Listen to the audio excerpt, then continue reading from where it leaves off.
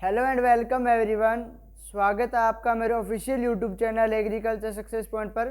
और आज अपने पढ़ने जा रहे हैं रिमोट सेंसिंग के बारे में। एक बहुत ही बढ़िया टॉपिक है सॉइल साइंस का रिमोट सेंसिंग, उसके बारे में आज अपने डिस्कस करेंगे। कल मैं बिजी था, उस कारण क्लास नहीं ले पाया, लेकिन आज अपने जो है रिमोट सेंसिंग को कंप्लीट करेंगे।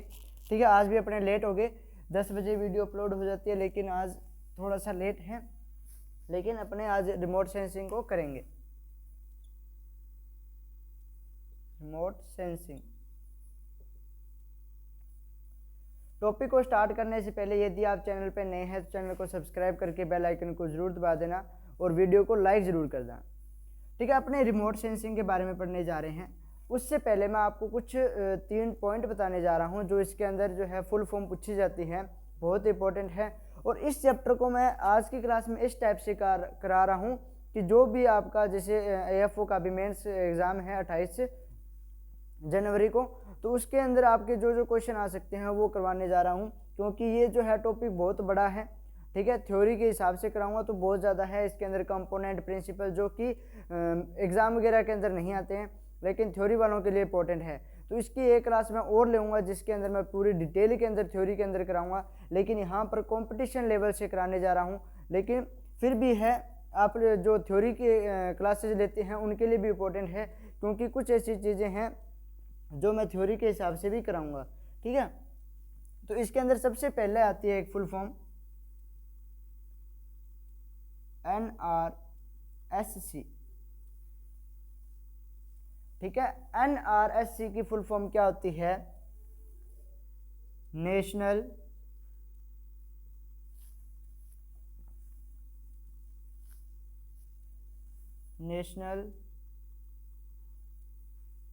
Remote sensing centre. क्या होती है? National remote sensing centre. ये होती है NRSC की full form, national remote sensing centre. और ये है कहाँ पे? तो ये है हैदराबाद के अंदर। ठीक है, तो रिमोट सेंसिंग से रिलेटेड पहले अपने पास जो फुल फॉर्म आती है वो आती है NRSC की। ठीक है ना, नेशनल रिमोट सेंसिंग सेंटर। इसके बाद में एक फुल फॉर्म और आती है ISRS। ठीक है, इसकी फुल फॉर्म क्या होती है? Indian society of remote sensing. ठीक है, Indian society of remote sensing, ये है ISRSC की फुल फॉर्म। ठीक है, Indian society of remote sensing. इसके बाद में एक फुल फॉर्म आती है जो आप सभी जानते हो, और इसके नोटिफिकेशन की वीडियो भी मैंने डाली थी और जिस पे सबसे ज़्यादा मेरे चैनल पे व्यूज़ आए हुए हैं। ठीक है ना, तो इसरो जो है इसकी फुल फॉर्म क्या होती है? Indian Space Research Organisation. ठीक है, इंडियन स्पेस रिसर्च ऑर्गेनाइजेशन इसकी फुल फॉर्म होती है इसरो की। इसने अभी एग्रीकल्चर साइंटिस्ट के लिए नोटिफिकेशन भी निकाला था। ठीक है, आई होप कि आप लोगों ने वो फॉर्म को फिलअप कर दिया होगा। ठीक है, तो इसरो की फुल फॉर्म क्या होती है? Indian Space Research Organisation. और ये है कहाँ पे? तो ये है बेंगलोर के अंदर। ठीक है, और एक चीज़ याद रख लेना, ये सेंटर याद रखना, इसरो है कहाँ पे? तो बेंगलोर के अंदर। आपके JRF के अंदर आया था, सॉइल साइंस के जो आप एग्ज़ाम देते हो JRF के लिए, तो उसके अंदर पूछा गया था कि इसरो का सेंटर जो है वो कहाँ पर है? तो कहाँ पर है? ये बेंगलोर के अंदर है। ठीक है, NRSC का कहाँ पे है? हैदराबाद के अंदर है। इन तीनों की फुल फॉर्म आपको अच्छे तरीके से याद होनी चाहिए। NRSC की क्या होती है? National remote sensing centre. ISRS के क्या होते हैं? Indian society of remote sensing. और इसरो की क्या होती है? इंडियन स्पेस रिसर्च ऑर्गेनाइजेशन होती है। तो ये तीनों चीज़ें आपको अच्छे तरीके से याद होनी चाहिए। अब अपने बात करने जा रहे हैं रिमोट सेंसिंग के बारे में। रिमोट सेंसिंग जो है इसकी डेफिनेशन में आपको हाँ एक और चीज़ बता देता हूँ, इसको हिंदी में बोलते हैं सुदूर संवेदक। ठीक है, ये फुल फॉर्म थी, इनको मैंने इंग्लिश में कराया है। बाकी आज की जो क्लास है वो एज ए हिंदी मीडियम वाले स्टूडेंट्स के लिए ज़्यादातर इम्पोर्टेंट रहेगी, क्योंकि मेरे जो फ्रेंड्स थे, ठीक है, और जो कुछ स्टूडेंट्स थे उन्होंने मेरे को बोला कि आप थोड़ा सा हिंदी भाषा का जो यूज़ है वो ज़्यादा करें। तो आज की जो रिमोट सेंसिंग वाली है, सुदूर संवेदक वाली क्लास जो है, ये जो है ज़्यादातर मैं हिंदी के अंदर रखूँगा। जो टर्म्स वगैरह होती हैं, ठीक है, जो मतलब जैसे सुदूर संवेदक, इसको रिमोट सेंसिंग बोलते हैं, ऐसे जो भी क्लासिफिकेशन करेंगे तो उनको भी इंग्लिश के अंदर नाम जरूर बताऊंगा मैं, लेकिन डेफिनेशन वगैरह जो है वो सारी मैं आज हिंदी के अंदर बताने वाला हूँ आप सभी को। ठीक है, तो ये है 3 फुल फॉर्म, और रिमोट सेंसिंग को बोलते हैं सुदूर संवेदक। ठीक है, संवेदन भी लिखा होता है कहीं पे सुदूर संवेदक भी लिखा होता है। सेंसर शब्द आ जाता है तो संवेदक लग जाता है, सेंसिंग आता है तो संवेदन लग जाता है। ठीक है, अब देखिए रिमोट सेंसिंग या सुदूर संवेदन क्या होता है, आपको मैं पहले आम भाषा के अंदर बताता हूँ, फिर अपने डेफिनेशन की बात करें। अब मैं यहाँ पे खड़ा हूँ, ठीक है, और मैं आपको कह रहा हूँ कि ये बोर्ड है, इसके यहाँ पे सिल्वर पट्टी है, ठीक है, बीच में से ये वाइट है, इस पर ब्लैक मार्कर से कुछ लिखा हुआ है, यहाँ पे NRC लिखा हुआ है, यहाँ पे ISRS लिखा हुआ है, यहाँ पे ISRO लिखा हुआ है। तो मैंने क्या किया, इसको टच नहीं किया, दूर से बता रहा हूँ कि ये बोर्ड है, इस पर सिल्वर पट्टी है, इसके अंदर ये शब्द लिखा हुआ है और ब्लैक मार्कर का यूज किया गया है। तो ये सारा क्या है, रिमोट सेंसिंग है। ठीक है ना, सेंसर से पता लगाया जा रहा है कि इस पे क्या कुछ है। ठीक है, तो इसकी डेफिनेशन क्या होती है, आई होप कि आप सभी लोगों को क्लियर हो गया होगा। अब डेफिनेशन पढ़ोगे तो आपको और अच्छे तरीके से याद हो जाएगा। सुदूर संवेदक या रिमोट सेंसिंग की डेफिनेशन क्या होती है, किसी वस्तु के बिना भौतिक संपर्क किए हुए उसकी जानकारी एकत्रित करना और उसकी व्याख्या करना ही क्या कहलाता है, सुदूर संवेदक कहलाता है। किसी वस्तु के बारे में बिना उसके भौतिक संपर्क किए हुए उसकी जानकारी एकत्रित करना और उसकी व्याख्या करना, ठीक है, इंफॉर्मेशन कलेक्ट करना और उसका एनालिसिस करना क्या कहलाता है, रिमोट सेंसिंग कहलाता है। आई होप कि आपको डेफिनेशन अच्छे से समझ आ गई होगी। ठीक है, बिल्कुल इजी सी डेफिनेशन आप सभी स्टूडेंट्स के लिए मैंने बनाई है। ठीक है, कि बिना किसी वस्तु के बिना भौतिक संपर्क किए हुए, ठीक है, उसकी व्याख्या, उससे जानकारी एकत्रित करना और उसकी व्याख्या करना क्या कहलाता है, सुदूर संवेदक कहलाता है। ठीक है, ये तो होगी इसकी डेफिनेशन। अब जो रिमोट सेंसिंग है, ठीक है, इसके लिए मैंने एक डेफिनेशन के लिए एग्जांपल और सोचा था। ठीक है, तो मैंने सोचा कि उससे बेस्ट ये रहेगा ब्लैक बोर्ड वाला। ठीक है, तो आई होप कि आप सभी लोगों को समझ भी आ गया होगा। तो जो रिमोट सेंसिंग जो शब्द है, इसका सबसे पहले जो यूज़ किया गया था वो अमेरिका के अंदर यूज हुआ था इस शब्द का। ठीक है, तो रिमोट सेंसिंग जो है इसका अमेरिका के अंदर यूज हुआ था। ठीक है, 1950 के अंत में। ठीक है, 1950 के अंत में अमेरिका के अंदर रिमोट सेंसिंग शब्द का यूज हुआ था। कहाँ पर हुआ था, नौसेना के कार्यालय में।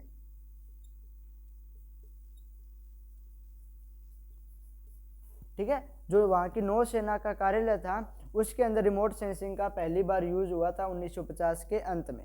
ठीक है, अब पूछा जाता है एग्जाम के अंदर, अब जो इसरो वाला था जैसे मैंने बताया था कि वो आपके 2022 के अंदर क्वेश्चन आया हुआ है JRF के अंदर, वैसे ही नेशनल रिमोट सेंसिंग डे पूछा जाता है, तो वो भी आपको याद रहना चाहिए, नेशनल रिमोट सेंसिंग डे। तो नेशनल रिमोट सेंसिंग डे कब बनाया जाता है, 12 अगस्त को। ठीक है, नेशनल रिमोट सेंसिंग डे कब बनाया जाता है, तो 12 अगस्त को नेशनल रिमोट सेंसिंग डे बनाया जाता है। तो ये आपको अच्छे तरीके से याद होना चाहिए, नेशनल रिमोट सेंसिंग डे कब बनाया जाता है, 12 अगस्त को। बहुत बार कंपटीशन एग्जाम के अंदर पूछा हुआ भी है और आगे पूछे जाने वाला भी है, बहुत इंपॉर्टेंट क्वेश्चन बनता है। ठीक है, तो ये इसके बारे में रिमोट सेंसिंग के बारे में कुछ डेफिनेशंस होगी। ठीक है, कुछ ऐसे पॉइंट्स थे जिनकी फुल फॉर्म पूछी जा सकती है। ठीक है, और ये नेशनल जो रिमोट सेंसिंग डे है ये आपको याद रहना चाहिए कि 12 अगस्त को बनाया जाता है। अब देखिए इसके अंदर एक इम्पोर्टेंट चीज़ और पूछी जाती है, वो क्या है कि ये जो रिमोट सेंसिंग अपने करते हैं, अभी मैंने आपको बताया कि यहाँ पर क्या यूज़ कर रहे हैं, कि मैंने इसको टच तो नहीं किया ना, इसके बारे में मैंने आपको सारी इन्फॉर्मेशन बता दी कि ये बोर्ड है, इसकी सिल्वर पट्टी लगी हुई है, वाइट है, इस पे ब्लैक मार्कर से कुछ लिखा हुआ है, ठीक है ना। तो यहाँ पर ऐसे अपने क्या है, यदि यहाँ की एरिया की अपने बात करने चाहें कि यहाँ पर घर बने हुए हैं, साथ में कोई बाग है, ठीक है, इधर या सामने जो बिल्डिंग खड़ी हुई है, तो ये कैसे पता चल रहा है। तो ऊपर जो है जैसे अपने को तो अपने यहाँ पे रहते हैं तो पता है, लेकिन जो जहाँ पर डाटा कलेक्ट वगैरह होता है, जैसे गंगानगर की जो रिसर्च की जाती है, तो उनको कैसे पता लगता है, तो सैटेलाइट्स होती है उनसे पता लगता है, ठीक है। तो जो रिमोट सेंसिंग है उसके लिए किसका यूज किया जाता है, सैटेलाइट का यूज किया जाता है। और उन सैटेलाइट्स के अंदर कौन से स्पेक्ट्रम का यूज किया जाता है, ये बहुत इंपॉर्टेंट क्वेश्चन है, एग्जाम के अंदर पूछा जाता है। तो आपको याद रखना है, हिंदी में इसको बोलते हैं बहु स्पेक्ट्रमी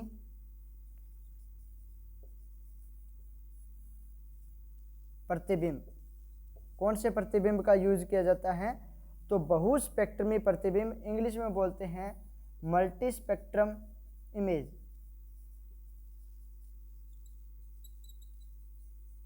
ठीक है,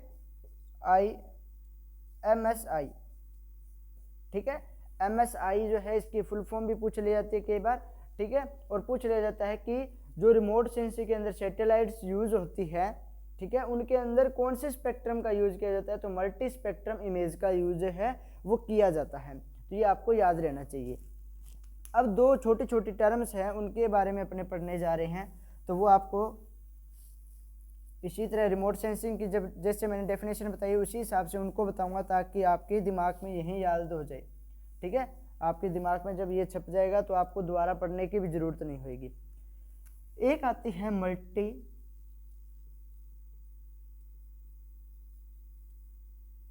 टेम्पोरल और एक होता है मल्टी स्टेज, ठीक है। इसको बोलते हैं विभिन्न कालिक,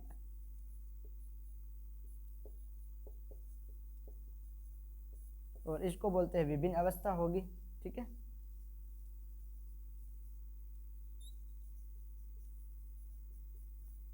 ठीक है, मल्टी टेम्पोरल और मल्टी स्टेज दो टर्म हैं, इन टर्म्स को आप अच्छे तरीके से याद कर लेना, ठीक है। मल्टी स्टेज और मल्टी टेम्पोरल। अब मल्टी टेम्पोरल या विभिन्न कालिक होता क्या है, इसको अब अच्छे तरीके से समझना। मैं यहाँ पे खड़ा हुआ था, ठीक है, कोई स्टूडेंट्स आया, देख रहा था कि मुकेश सर पहले जो है ब्लैक बोर्ड पे लिख रहे थे, फिर दोबारा आया तो देखा कि बच्चों को समझा रहे थे, फिर तीसरी बार आया तो देख रहे थे कि मुकेश सर इसको रफ कर रहे थे। तो वो क्या कर रहा है कि मैं यहाँ पे खड़ा हूँ, एक ही जगह का वो क्या कर रहा है, डाटा कलेक्ट कर रहा है, ठीक है। तो जब कि एक ही जगह के डाटा को कलेक्ट किया जाता है तो उसको बोला जाता है मल्टी टेम्पोरल, विभिन्न कालिक, ठीक है। मैं यहाँ पे खड़ा था, मेरा डाटा वो है वो बार बार में इसी जगह का डाटा जो है कलेक्ट कर रहा था। तो जब एक ही स्थान के आंकड़े एक से अधिक बार एकत्रित किए जाते हैं तो उसको बोलते हैं मल्टी टेम्पोरल। हिंदी में डेफिनेशन अच्छे तरीके से रट लेना कि जब एक ही स्थान के आंकड़े बिना किसी, ठीक है ना, जब एक ही स्थान के आंकड़े एक या एक से अधिक बार एकत्रित किए जाते हैं तो उसको बोलते हैं मल्टी टेम्पोरल, विभिन्न कालिक। मतलब अलग अलग कालिक का मतलब अब अपने पढ़ते हैं ना, काल वगैरह पढ़ते हैं, तो काल के अंदर किसकी बात कर रहा होता है, वो टाइम की बात कर रहा होता है, ठीक है ना। काल जैसे टेंस वगैरह हो गए, प्रेजेंट, फ्यूचर, पास्ट, ठीक है ना। तो आप इससे भी याद रख सकते हो काल से कि टाइम की बात कर रहा है, तो मतलब अलग अलग टाइम पे वो डाटा लेके जा रहा था, किस टाइम में मान लो, ठीक है, इसको रफ कर रहा था, किस टाइम में यहाँ पे लिख रहा था, किस टाइम में आपको समझा रहा था। तो वो क्या कर रहा था, अलग अलग टाइम पे मेरा डाटा कलेक्ट कर रहा था, खड़ा तो मैं इसी स्थान पे था, ठीक है ना। तो मतलब एक स्थान के आंकड़े जब एक से अधिक बार जो है कलेक्ट किए जाते हैं तो उसको बोलते हैं मल्टी टेम्पोरल।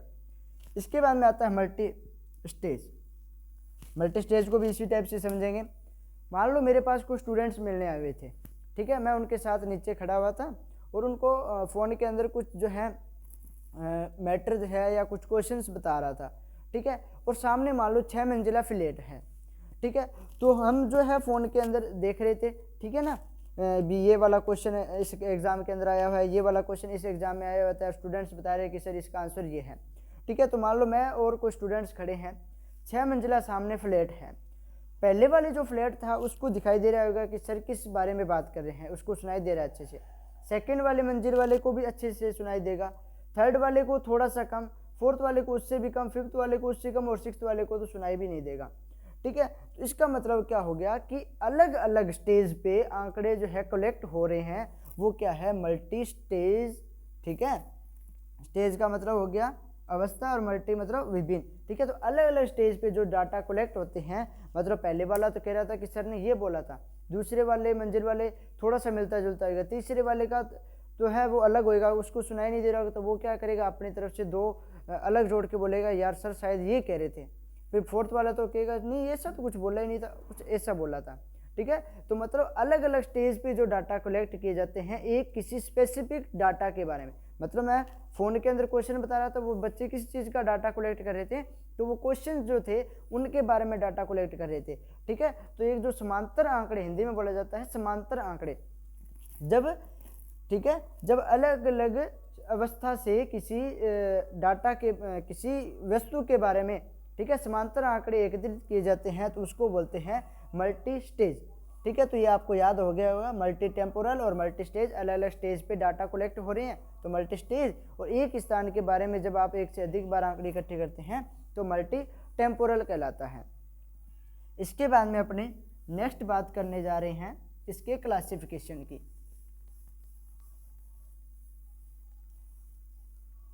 यदि अभी तक आपने वीडियो को लाइक नहीं किया है तो वीडियो को लाइक ज़रूर कर देना।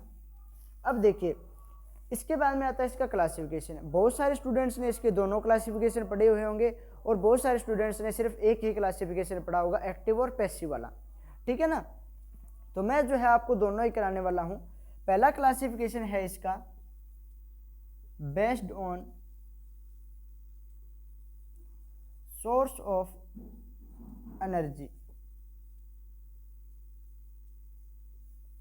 ठीक है, based on source of energy.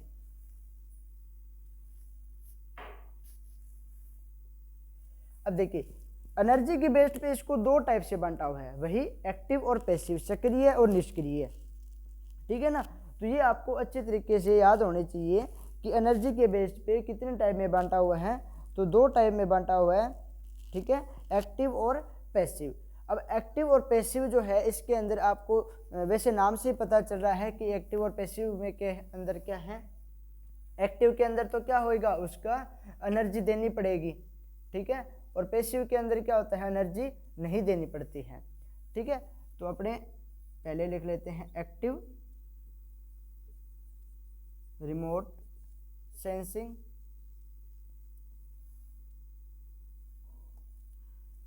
Second है पैसिव रिमोट सेंसिंग।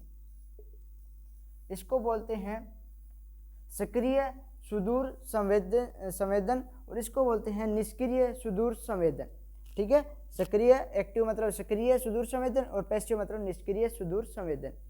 अब देखिए एक्टिव के अंदर क्या होएगा, मान लो मैं किसी चीज़ का डाटा कलेक्ट कर रहा हूँ। ठीक है ना, तो उसके लिए क्या है, उस वस्तु के अंदर खुद के यदि एनर्जी है, ठीक है ना, वो जो भी सैटेलाइट वगैरह अपने यूज़ कर रहे हैं उसके अंदर खुद का एनर्जी का सोर्स होता है, मतलब वो खुद की एनर्जी लगा के वहाँ का डाटा क्या करेगा, कलेक्ट करेगा, तो वो कहलाता है एक्टिव रिमोट सेंसिंग। पैसिव के अंदर इसका उल्टा हो जाएगा कि जब नेचुरल जो एनर्जी है उसका यूज़ करते हैं अपने, ठीक है, प्राकृतिक ऊर्जा का उपयोग करके यदि किसी स्थान के बारे में डाटा कलेक्ट किया जा रहा है, एकत्रित किया जा रहा है, उसकी व्याख्या की जा रही है, तो वो कहलाता है पैसिव रिमोट सेंसिंग। ठीक है ना, इसकी डेफिनेशन क्या बनाएंगे, वह रिमोट सेंसिंग सिस्टम जो क्या करता है, प्राकृतिक ऊर्जा को नापता है। ठीक है, तो वो क्या कहलाता है, पैसिव रिमोट सेंसिंग कहलाता है। और एक्टिव वो हो जाएगा जिसका खुद का एनर्जी का सोर्स हो, जो खुद के एनर्जी के द्वारा जो है किसी डाटा का कलेक्शन कर रहा है। यहाँ पे क्या है, याद रखना है कि पैसिव जो है इसका यूज जो है वो दिन के समय किया जाता है, रात में नहीं किया जाता। ठीक है, क्योंकि अब देखो इसके अंदर जो एनर्जी का सोर्स है वो क्या है, नेचुरल है। नेचुरल के अंदर क्या आ जाएगा, सन। ठीक है, सूरज से ही अपने को एनर्जी मिलेगी। ठीक है, तो ये जो है पैसिव वाला जो है वो तो क्या करेगा, दिन के अंदर काम करेगा, रात में नहीं करेगा।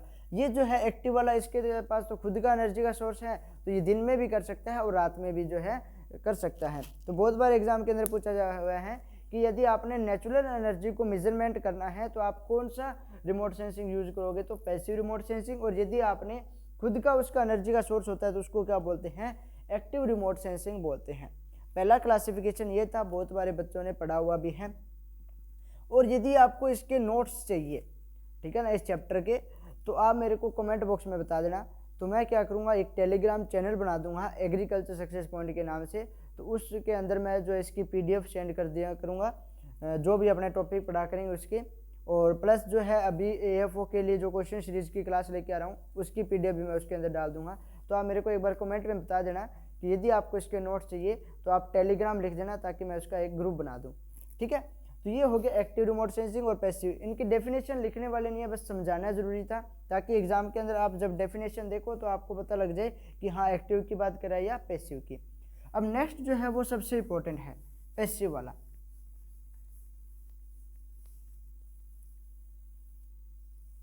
एक सेकंड वीडियो को देख लेता हूँ मैं, सही चल रही है क्या।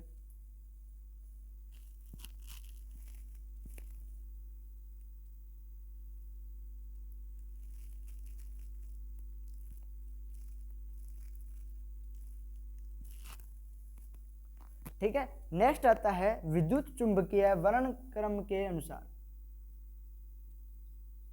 विद्युत चुंबकीय वर्णक्रम विस्तार के अनुसार। अब हिंदी में तो अजीब सा होता है ना, विद्युत चुंबकीय वर्णक्रम विस्तार के अनुसार या आधार पर, ठीक है। इंग्लिश बोलेंगे based on range of electromagnetic,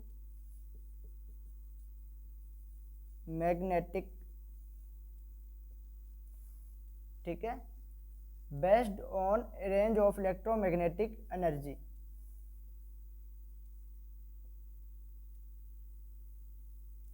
ठीक है, तो विद्युत चुंबकीय वर्णक्रम जो इसका विस्तार है, कितनी रेंज है, तो उसके आधार पे इसको 3 टाइप से क्लासिफिकेशन किया जाता है, ठीक है।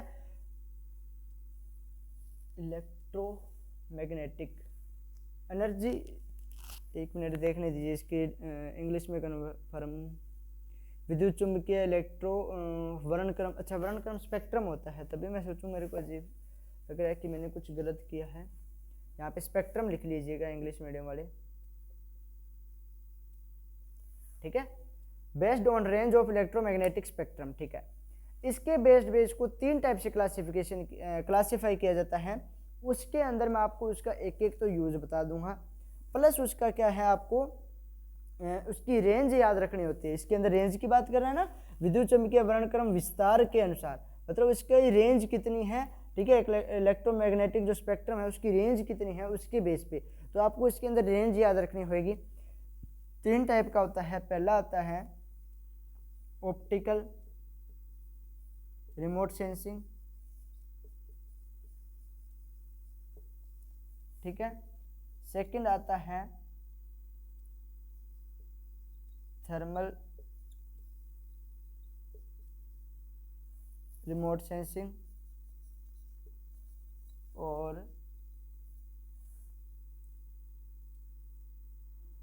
Optical remote sensing, thermal remote sensing, और थर्ड होता है, दिमाग से स्किप हो गया, जिसकी 1 मीटर से ज़्यादा होती है, एनर्जी का खुद का सोर्स होता है। चलो इतने तक याद आ जाएगा, इनको पढ़ेंगे इतने में। देखिए ऑप्टिकल रिमोट सेंसिंग जो है इसको बोलते हैं प्रकाशीय सुदूर संवेदक, इसको बोलते हैं तापीय सुदूर संवेदक। हिंदी में कर लिया तो भी चलो कोई ना, याद आ जाएगा, इनके पढ़ते हैं। अब देखिए ऑप्टिकल रिमोट सेंसिंग जो है, इसके नाम के अंदर देखो, हिंदी मीडियम वालों के भी मैंने बता दिया है, प्रकाशीय सुदूर संवेदक, और थर्मल जो है रिमोट सेंसिंग, इसको मैंने बोल दिया है तापीय सुदूर संवेदक।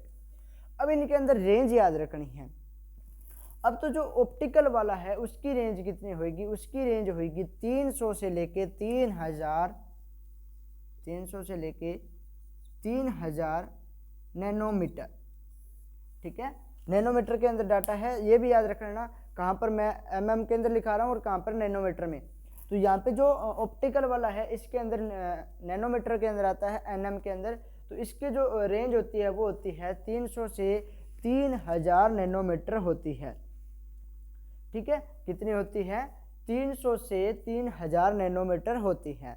इसका जो यूज है वो किसी दृश्य को देखने के लिए, इसके अंदर लिखा है ना प्रकाशीय, ठीक है, अरे यार प्रकाशीय आएगा क्या? नहीं, इसको शायद आप एक बार प्रकाशीय नहीं, इसको आप लिख लो दृश्य सुदूर संवेदन,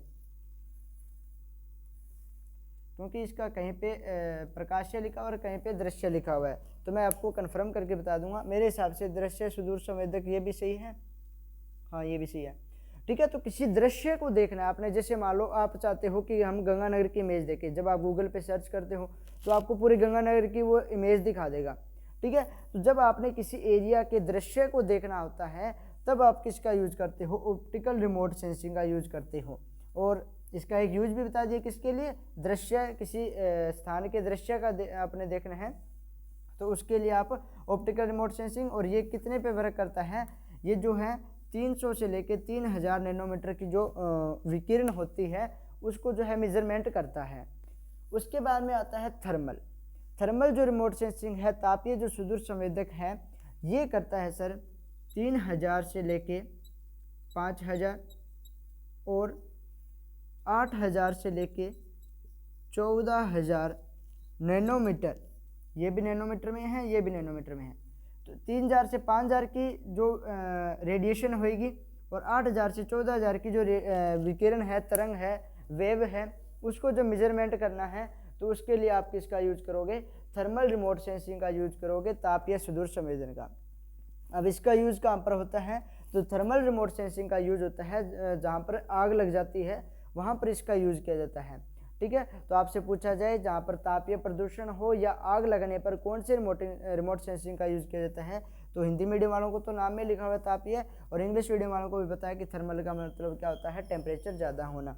ठीक है, तो वहाँ पर थर्मल रिमोट सेंसिंग का यूज किया जाता है। रेंज पूछी जाती है तो इसकी रेंज 3000 से 5000 और 8000 से 14000 दोनों ही होती है।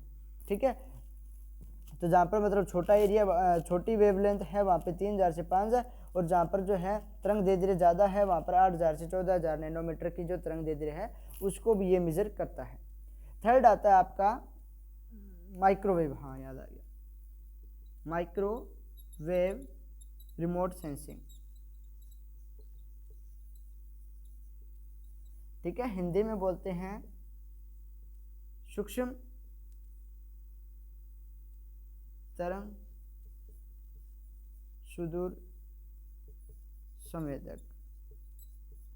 ठीक है, माइक्रो का मतलब सूक्ष्म, वेव का मतलब तरंग, और रिमोट सेंसिंग मतलब सुदूर संवेदक। अब जो माइक्रोवेव रिमोट सेंसिंग है ये जो है एग्रीकल्चर वालों के अंदर सबसे ज़्यादा यूज किया जाता है। इसकी जो रेंज होती है वो होती है 1 mm से लेके, अब यहाँ पे mm लिख रहा हूँ, अच्छे तरीके से याद होना चाहिए। इसकी जो रेंज है वो 1 mm से 1 मीटर तक होती है। ठीक है, जो सूक्ष्म तरंग सुदूर संवेदक है, माइक्रोवेव जो रिमोट सेंसिंग है, इसकी जो रेंज होती है वो 1 mm से लेके 1 मीटर तक होती है। तो ये आपको अच्छे तरीके से याद होना चाहिए कि थर्मल वाले का कितना होता है और ऑप्टिकल वाले का कितना होता है। तो ठीक है, सूक्ष्म तरंग जो सुदूर संवेदक है ये 1 mm से लेके 1 मीटर की जो वेवलेंथ होती है उसको मेज़र करता है। और इसका जो यूज होता है वो कहाँ पर किया जाता है? मान लो कहीं के जो पर्यावरणीय जो पर्यावरणीय अवस्थाओं का पता लगाना होता है कि यहाँ पर आज बारिश होगी या नहीं, यहाँ पर जो है बारिश होगी या नहीं, यहाँ पे जो आंधी वगैरह है वो आएगी या नहीं। ठीक है, यहाँ पर अगले 10 दिनों के अंदर कैसा जो है मौसम रहेगा। ठीक है, तो मौसम के जो भी अनुमान वगैरह लगाए जाते हैं तो उसी से पता लगते हैं माइक्रोवेव रिमोट सेंसिंग से। ठीक है, तो आप तीनों के यूज याद रखना। किसी को दृश्य को देखना है तो ऑप्टिकल, इसको हाँ प्रकाशीय भी बोला जाता है। ठीक है, मैंने यहाँ पे से लिखा था, प्रकाशीय बोलते हैं इसको। ठीक है, यदि आपने किसी के दृश्य को देखना है किसी एरिया के तो आप ऑप्टिकल रिमोट सेंसिंग का यूज करोगे। ठीक है, और एक चीज़ याद रखना, आजकल एग्जामिनर जो है वो सोचते हैं कि हिंदी मीडियम वालों के नाम से भी पता लग जाता है, तो वो क्या करते हैं आजकल सीधे लिख देते हैं ऑप्टिकल। ठीक है ना, हिंदी में इस टाइप से लिख देते हैं ऑप्टिकल। फिर बच्चा सोचता है कि सर आपने तो हिंदी में बताया था, हमने तो हिंदी वाला पढ़ लिया, ये नहीं पढ़ा। तो आपको साथ में दोनों नाम याद रखने पड़ते हैं, ठीक है। तो वो कई बार ऑप्टिकल इस टाइप से भी लिख देता है, ठीक है। तो ऑप्टिकल रिमोट सेंसिंग है, इसका किसी एरिया के दृश्य का पता लगाने तो यूज किया जाता है। इसकी वेवलेंथ 300 नैनोमीटर से लेके 3000 नैनोमीटर तक होती है। थर्मल रिमोट सेंसिंग है, इसकी 3000 से 5000 और 8000 से 14000 नैनोमीटर, और ये जो है किसी कहीं पे आग लगे हुए या तापीय प्रदूषण को मेजर करता है। माइक्रोवेव रिमोट सेंसिंग सूक्ष्म तरंग संवेदक सुदूर संवेदक जो है ये 1 mm से लेके 1 मीटर तक की जो वेवलेंथ है उसको मेजर करता है। जो मौसम विभाग के द्वारा जो अनुमान लगाए जाते हैं वो इसी के द्वारा पते लगते हैं, माइक्रोवेव रिमोट सेंसिंग के द्वारा। ये जो है इसका क्लासिफिकेशन था 2 टाइप का, ठीक है। एक तो एनर्जी के बेस पे और एक इलेक्ट्रोमैग्नेटिक स्पेक्ट्रम के बेस पे। इसके अंदर आपसे रेंज पूछी जाती है एग्जाम के अंदर, तो रेंज और प्लस एक आपको मैंने यूज भी बता दिया है। अब जो है इसके अंदर इतना इंपॉर्टेंट था। अब इसके आगे इसके जैसे यूज वगैरह आ जाते हैं, ठीक है, एडवांटेज डिसएडवांटेज, ठीक है। जैसे एडवांटेज के अंदर आप क्या बता सकते हो कि मान लो कोई बड़ा एरिया है, वहाँ पर आपको वहाँ का डाटा कलेक्ट करना है, ठीक है।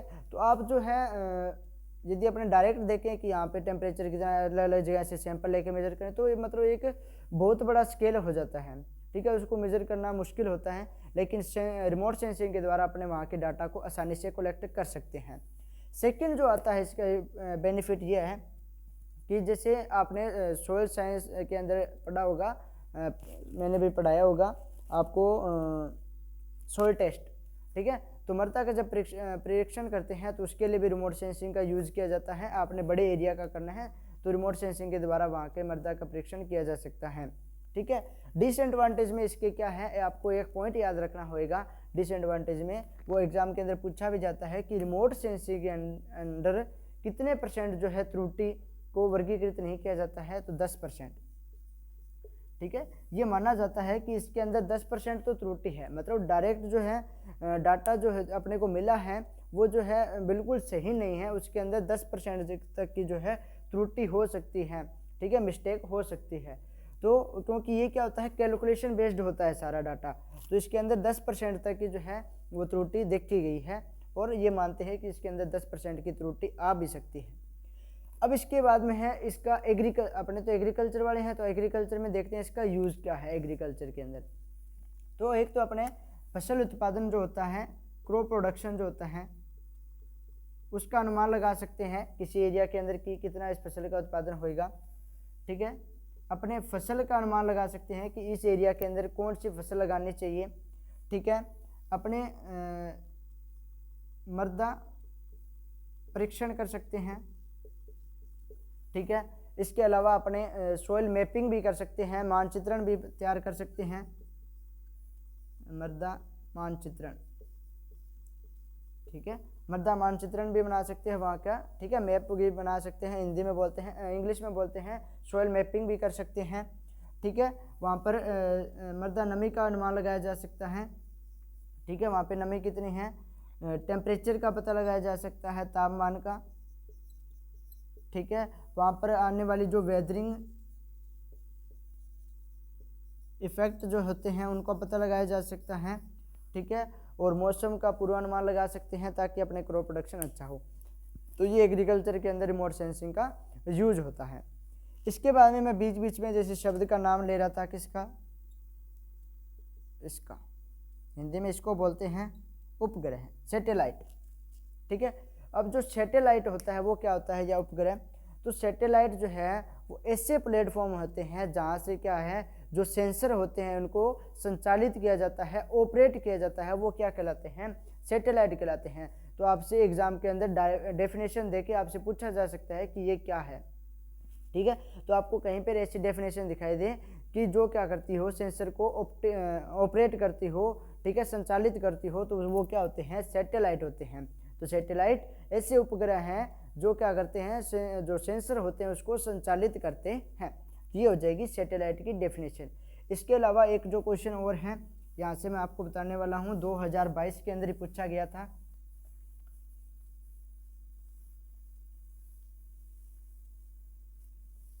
JRF के अंदर ही पूछा था, वो है GIS के बारे में।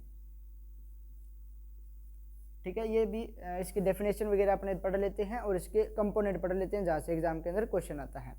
अब देखिए GIS क्या होता है, जियोग्राफिकल इंफॉर्मेशन सिस्टम। अब देखो JRF के अंदर इसकी फुल फॉर्म पूछी गई थी GIS की, जियोग्राफिकल इंफॉर्मेशन सिस्टम की। अब वहाँ पे उन्होंने क्या किया, कई जगह यहाँ पे जियो लिख दिया, ठीक है, यहाँ पे कई जगह उन्होंने जियोग्राफी इंफॉर्मेशन सिस्टम लिख दिया, यहाँ पे सिस्टम की जगह उन्होंने क्या लिख दिया, सेंसर लिख दिया, इन्फॉर्मेशन की जगह कुछ और ही लिख दिया। इस प्रकार से उन्होंने 4 ऑप्शन बना के दे दिए, ठीक है। तो वहाँ पे जो इसका राइट आंसर होना था वो क्या था, जियोग्राफिकल इंफॉर्मेशन सिस्टम, ठीक है। तो GIS की फुल फॉर्म आपको अच्छे तरीके से याद होनी चाहिए, जियोग्राफिकल इंफॉर्मेशन सिस्टम। अब GIS करता क्या है कि मान लो कोई भी एरिया है, वहाँ का क्या है, अपने को डाटा कलेक्ट करना है, ठीक है, वहाँ का जो भी इंफॉर्मेशन है, ठीक है, वहाँ की जो उन्होंने जांच करवानी है किसी एरिया की, जैसे सोल अपने मृदा परीक्षण वगैरह करते हैं, तो वो सारा इसी के अंदर आता है, GIS के अंदर, जियोग्राफिकल इंफॉर्मेशन सिस्टम के अंदर, ठीक है। तो जियोग्राफिकल है। एक और याद रखना है, इसकी जो पहला जो GIS जो शब्द है वो पहली बार किसने यूज किया था, तो वो थे रोगर, ठीक है, साइंटिस्ट का नाम क्या था, रोगर टॉमलिंसन, ठीक है, रोगर टॉमलिंसन थे जिन्होंने फर्स्ट बार जो है GIS शब्द का यूज किया था।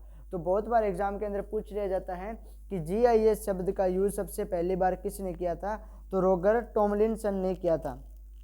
किसने किया था, रोगर टॉमलिंसन ने किया था।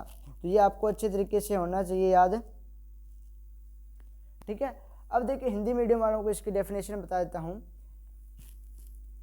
GIS भौगोलिक, हिंदी में इसको, हाँ इसकी हिंदी में भी देख लो, भौगोलिक सूचना प्रणाली। हिंदी में इसकी फुल फॉर्म क्या होती है, भौगोलिक सूचना प्रणाली, ठीक है। तो भौगोलिक सूचना प्रणाली एक ऐसी प्रणाली है जिसके अंतर्गत किसी स्थान के आंकड़ों को अधिकृत किया जाता है, एकत्रित किया जाता है, जांच की जाती है, उनको जोड़ तोड़ किया जाता है, ठीक है, उनके बारे में व्याख्या की जाती है, तो वो क्या कहलाता है, GIS कहलाता है, ठीक है। तो आपको याद रखनी है इसकी डेफिनेशन, भौगोलिक सूचना प्रणाली एक ऐसी प्रणाली है जिसके अंतर्गत आंकड़ों को अधिकृत, संग्रहण, जांच, एकत्रित, जोड़ तोड़, ठीक है, विश्लेषण और प्रदर्शित करने की एक प्रणाली है या सिस्टम है, ठीक है। इंग्लिश मीडियम वाले जैसे कुछ शब्द का यूज कर सकते हैं, जैसे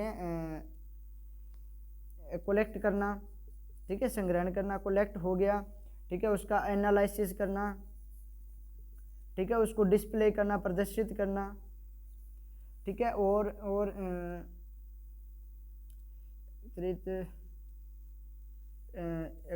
हिंदी में तो 2 शब्द यूज कर डेफिनेशन में कर रखे थे, संग्रहण और एकत्रित, ठीक है। कलेक्ट हो गया, एनालिसिस हो गया, डिस्प्ले हो गया। अब जोड़ तोड़ को इंग्लिश में क्या बोलेंगे, कोडिंग डिकोडिंग है ना, इनको जोड़ दो तोड़ दो, ठीक है। तो आंकड़ों के बारे में जब ये कुछ किया जाता है, उनका कलेक्ट करना, उनका एनालिसिस करना, उनको डिस्प्ले करना, तो वो सारा किसके अंदर आता है, तो वो आता है आपका GIS के अंदर, जियोग्राफिकल इंफॉर्मेशन सिस्टम के अंदर। कितनी जो डाटा होता है उस डाटा को क्या किया जाता है, कलेक्ट किया जाता है, उसका एनालिसिस किया जाता है, उसकी डिस्प्ले किया जाता है, तो वो सारा सिस्टम GIS के अंदर आता है, ठीक है। आपको साइंटिस्ट का नाम याद रखना है, रोगर टॉमलिंसन थे जिन्होंने सबसे पहले जो है GIS का यूज किया था। इसके कंपोनेंट पूछे जाते हैं, तो इसके जो कंपोनेंट हैं वो 3 कंपोनेंट हैं, आपको तीनों के नाम बता रहा हूँ, उन नाम को अच्छे तरीके से याद रख लेना। पहला है कंप्यूटर खुद ही होता है, ठीक है, कंप्यूटर सिस्टम एंड सॉफ्टवेयर, ठीक है, कंप्यूटर सिस्टम और सॉफ्टवेयर। सेकंड होता है स्पेशल डाटा, ठीक है भाई, हिंदी मीडियम वाले कंप्यूटर को तो कंप्यूटर ही बोलेंगे, ठीक है। स्पेशल डाटा मतलब स्थानीय डाटा, स्थानीय आंकड़े, ठीक है। और थर्ड हो जाता है मेजरमेंट एंड एनालिसिस